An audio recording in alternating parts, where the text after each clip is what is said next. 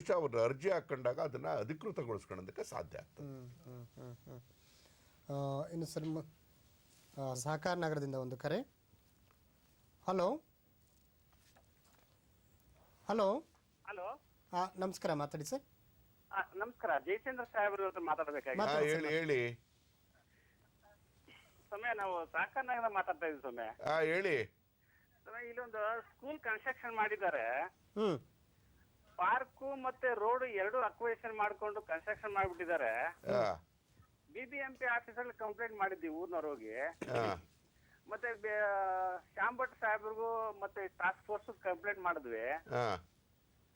ಏನು ವರ್ಕೌಟ್ ಆಗಿಲ್ಲ ಸಮಯ. ಈಗ ಅದು ಸ್ಮಶಾನದ ರೋಡ್ ಬೇರೆ, ಇವು ಹೆಂಗ್ ಓಡ್ತಕ್ಕಂಥದ್ದು ಯಾರು ತಾವೇ ಇದನ್ನ ಕುಲಕುಶ ಪರಿಶೀಲನೆ ಮಾಡ್ಬೇಕು ಸಮಯ.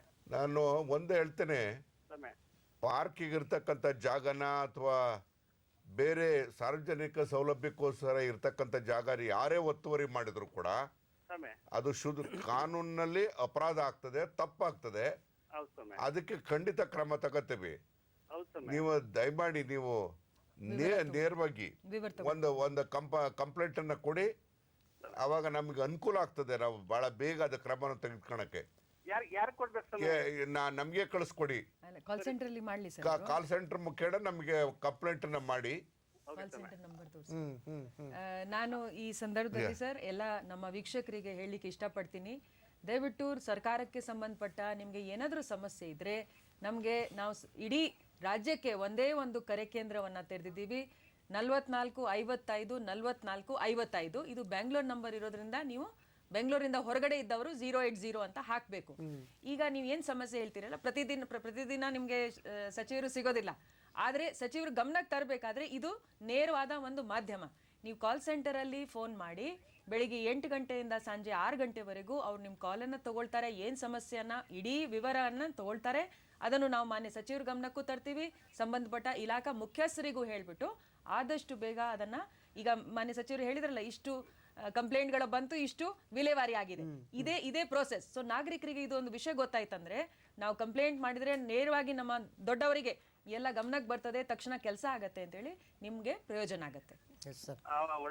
ಒಳ್ಳೇದು ಮೇಡಮ್. ತಾವ್ ಹೇಳಿದಕ್ಕೆ ಧನ್ಯವಾದಗಳು. ಆಗ್ಲಿ ರಾಮಾರ್ಜನ್ ಮೇಡಮ್, ಧನ್ಯವಾದಗಳು. ಬೇರೆಯವ್ರಿಗೆ ಅವಕಾಶ ಕೊಡೋಣ ಸರ್. ಇನ್ನು ಮುಖ್ಯಮಂತ್ರಿಗಳ ಜನತಾ ದರ್ಶನ, ಅಲ್ಲೂ ಕೂಡ ಸಕಾಲದ ಬಗ್ಗೆ ತಗೊಳ್ತಾ ಇದ್ದಾರೆ. ಅಲ್ಲೂ ಕೂಡ ಇದ್ರ ಬಗ್ಗೆ ಒಂದಷ್ಟು ಮಾಹಿತಿ.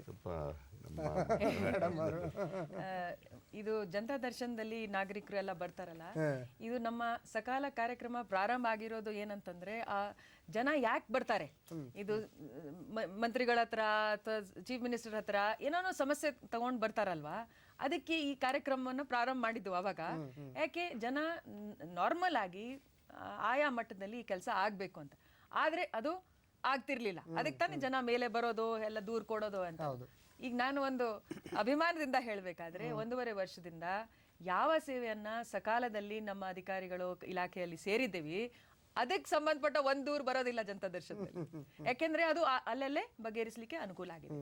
ಅದಕ್ಕೆ ಮಾನ್ಯ ಮುಖ್ಯಮಂತ್ರಿಗಳು ಏನು ಒಂದು ಸೂಚನೆ ಕೊಟ್ಟರು, ಈಗ ಬಂದವರನ್ನ ಏನು ಅವರು ಅರ್ಜಿ ಕೊಟ್ಟಿರ್ತಾರೆ ಅದು ತಕ್ಷಣವೇ ಅದರ ಮೇಲೆ ಕ್ರಮ ಆಯ್ತಾ ಇಲ್ಲ ಅಂದ್ರೆ ನೀವು ಸಕಾಲ ಮಾದರಿಯಲ್ಲೇ ಅದನ್ನ ಹ್ಯಾಂಡಲ್ ಮಾಡಬೇಕು. ಸೊ ಅದೇ ಕರೆ ಕೇಂದ್ರ, ಅದೇ ನಮ್ಮ ಸಿಸ್ಟಮು, ಅದನ್ನು ಉಪಯೋಗಿಸ್ಕೊಂಡು ಈಗ ಯಾರ್ಯಾರು ಬರ್ತಾರೆ ಅವರ ತಕ್ಷಣ ಅವರ ಮಾಹಿತಿಯನ್ನ ಸಂಬಂಧಪಟ್ಟ ಅಧಿಕಾರಿಗಳಿಗೆ ಹೋಗೋದು, ನಾಗರಿಕರಿಗೆ ತಿಳಿಸೋದು, ನಿಮ್ದು ಇಲ್ಲಿ ಈ ಸ್ಥಿತಿಗತಿ ಏನಿದೆ ಆ ರೀತಿಯನ್ನ ಮಾಡ್ತಾ ಹೋದು. ಮತ್ತೆ ಮುಂದಿನ ದಿವಸದಲ್ಲಿ ಏನಾಗುತ್ತೆ, ಇದನ್ನ ನಾವು ವಿಶ್ಲೇಷಣೆ ಮಾಡಿ ಇವ್ರು ಯಾಕೆ ಬಂದ್ರು, ಇಲ್ಲಿ ಮಟ್ಟಕ್ಕೆ ಯಾಕೆ ಬರಬೇಕಾಗಿತ್ತು. ಸೊ ಆಯಾ ಇಲಾಖೆಗಳಿಗೆ ಮಾನ್ಯ ಸಚಿವರ ಮೂಲಕ ಆಯಾ ಇಲಾಖೆ ಸಚಿವರಿಗೆ ಮತ್ತೆ ನಮ್ಮ ಕಾರ್ಯದರ್ಶಿಗಳಿಗೆ ನಾವು ಕಳಿಸಿ, ಮಾನ್ಯ ಮುಖ್ಯ ಕಾರ್ಯದರ್ಶಿಗಳ ಮೂಲಕ ಇದನ್ನ ನಾವು ಯಾಕೆ ಸಕಾಲ ಮಾದರಿಯಲ್ಲಿ ತರಬಾರ್ದು, ಸೊ ಮುಂದಿನ ದಿವಸಗಳಲ್ಲಿ ಇಂಥ ದೂರುಗಳು ಬರಬಾರ್ದು ಅಂತ ಹೇಳಿ ಆ ಒಂದು ಆಶೆ ಇರ್ತದೆ. ಓಕೆ, ಮತ್ತಷ್ಟು ಸೇವೆಗಳ ಸಾಲು ನಿಂತಿದೆ ಸರ್. ಹೌದು, ಸರ್ಕಾರ ತುದಿಗಾಲಿ ನಿಂತಿದೆ ಜನರಿಗೆ ಕೊಡಬೇಕು ಅಂತ.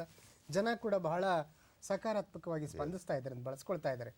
ಇನ್ನು ತಾವು ಅನೇಕ ಸಮಿತಿಗಳು, ಸಂಪುಟ ಉಪಸಮಿತಿಗಳು, ಸಿಬ್ಬಂದಿ ಆಡಳಿತ ಸುಧಾರಣೆಯ ಆ ಜವಾಬ್ದಾರಿ ಹೊತ್ತಿರುವಂಥ ಸಮಿತಿಗಳು, ಇವೆಲ್ಲದರಲ್ಲೂ ತಾವು ಮುಖಂಡತ್ವವನ್ನು ಹೊತ್ತಿದ್ರಿ. ಮುಂದಿನ 2014 ಹೊತ್ತಿಗೆ, ನಾವು ಮೊದಲನೇ ಸಂಚಿಕೆಗೆ ಬರೋ ಹೊತ್ತಿಗೆ ಏನಾದರೂ ಬೇರೆ ಬದಲಾವಣೆಗಳನ್ನು ಕಾಣ್ಬೋದಾ? ನೀವು ಇನ್ನೊಂದು, ಈಗಾಗಲೇ 42 ಇಲಾಖೆಯಿಂದ ಸುಮಾರು 419 ಸೇವೆಗಳಿದೆ. ಈಗ 200ಕ್ಕೂ ಹೆಚ್ಚು ಸೇವೆಗಳು ಈಗ ಬೇರೆ ಬೇರೆ ಇಲಾಖೆಯಿಂದಲೂ ಕೂಡ ಅದನ್ನು ಕೂಡ ಸೇರ್ಪಡೆಗೆ ಕೂಡ ಇವತ್ತು ಇದೆ. ಅದನ್ನು ಕೂಡ ಆದಷ್ಟು ಬೇಗ ಸೇರ್ಪಡೆ ಮಾಡ್ತೇವೆ. ಬಹುಶಃ ಆಗ ನಾವು 600-700ವರೆಗೂ ಸೇವೆಗಳು ಅಂತ ಹೇಳಿದ್ರೆ ಕಾರ್ಯದ ಒತ್ತಡನೂ ಕೂಡ ಜಾಸ್ತಿ ಆಗ್ತದೆ. ಬಹುಶಃ ಇವತ್ತು ನಾವು ರಾಷ್ಟ್ರೀಯ ಮಟ್ಟದಲ್ಲೇ ಇಷ್ಟೊಂದು ಸೇವೆಗಳನ್ನು ಕೊಡುವಂತಹ ಮಟ್ಟಕ್ಕೆ ನಮ್ಮ ಆಡಳಿತದ ಕಾರ್ಯದಕ್ಷತೆ ಇವತ್ತು ಹೆಚ್ಚಾಗಿದೆ ಅಂತಕ್ಕಂಥದ್ದು ಒಂದು ಸಂತೋಷದ ಒಂದು ಸಂಗತಿ ಆಗ್ತದೆ.